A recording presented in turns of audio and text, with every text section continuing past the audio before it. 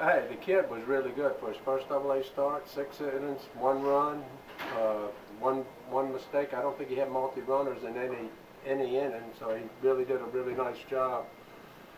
They would get almost all of his pitches over when he wanted to. I don't think he had a walk in the game. I hadn't looked back at it. And then unfortunately, we only had the 1 run. They made a mistake. Ruby hit it out, and we rallied in the ninth. But we struggled for those other innings. We let the same guy hit two-run homers off of us, and then they had a hit and a walk, and then we had an error basically with the pass ball to let them run in. But we didn't do a whole lot offensively, but we win the game, and then they scored every inning from after the kid came out, so it was too much for us to come back from. The bullpen tonight, half and half really in terms of balls and strikes. Do you think that was their problem, getting behind in the count? Well, it's command. Everything in pitching is, the key to pitching is command. Not velocity or this, it's command of the ball. You have to get it in the strike zone where you want. You got to pitch ahead and counts.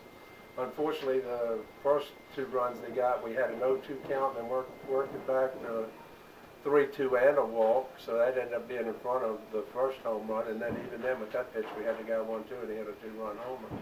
But the bottom line is command is everything if you're going to have success, and it becomes more and more important now because in April it's cold, hitters don't have many bats, but when you start getting mid-May, hitters are getting 100, 120, 130 bats, they're getting in the groove. Along with the weather's warmer where you're not putting on 2 or 3 layers of clothes where it's like what you used to play baseball in. So if you're going to pitch and have success, you have to have command. It's that simple at any level, anywhere. We've seen a couple times this week a ball go through the catcher's leg that led to a run.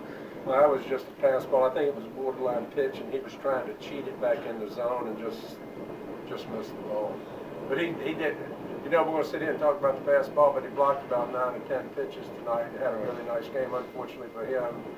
People are going to remember the one that went as a fastball to run, but that didn't cost us the game. But, we were down already before that. How pivotal was that 4-6-3 double play in the 7th after you got down 3-1? Well, that was a big play, and Ty hit that ball really good, too, and it about broke a guy's arm, and then it kind of went in front, he kicks it over, and it turns it into a double play, because then we're in a position that we can maybe bunt or do some multiple things and try to tie the game again, but it didn't happen. That's the luck of the draw right there. But then again, that's throwing strikes and the ball's in play and good things can happen. They took advantage of it. With the Shaw kid showed some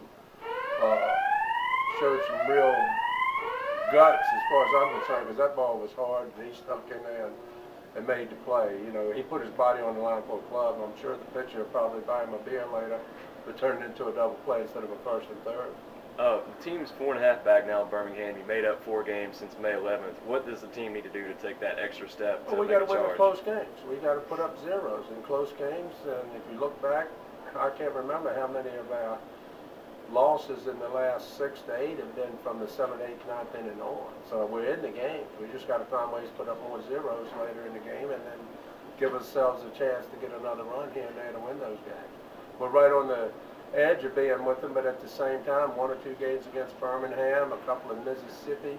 I think one game in Mississippi we were blown out, and then going back to the last 5, 6 losses, we've been right there and could have won. We could have been easily maybe won 13 or 14 in a row.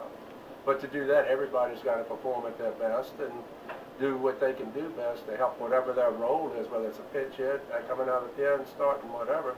And we're getting a lot of performances that are good, but we're not getting all of them, and that's the tough thing about winning in baseball. If you can play all 25 of you guys one night, and 24 do pretty good, and one isn't, you can lose a game. That's why it's so tough sometimes, and then that's why winning is so special in baseball, because it takes everybody participates that night to do their job good enough to feed off of each other, to keep whatever is needed at the time to win games.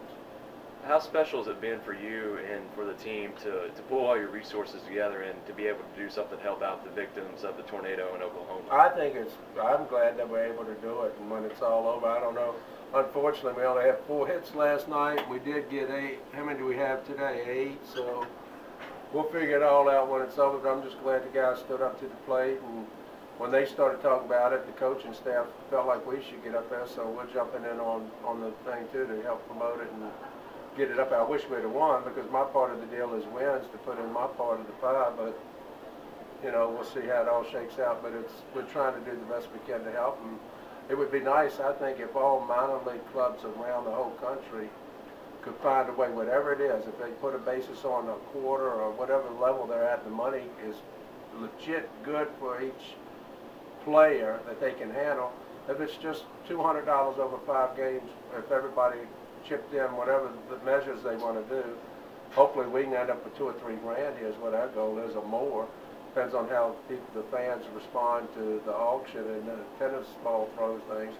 But it'd be nice if all of us could do it, not only to help those people, but at the same time, I think it shows, you know, the fans come to think baseball players are different or something, but we're just human too. So it gives us an opportunity to give something back and say we're all humans, because I can't imagine if my family was in Oklahoma, especially when you think about those children, anybody but the children, and there you are and you couldn't get to your kids, and then, you know, and you have nothing to go back to, no house, no car, nothing, and then you got the drama and the headache of maybe losing somebody in your family. I can't imagine what those people are going through. So we can't make it the best like it was before, but if we can help in any way, that's what we're trying to do.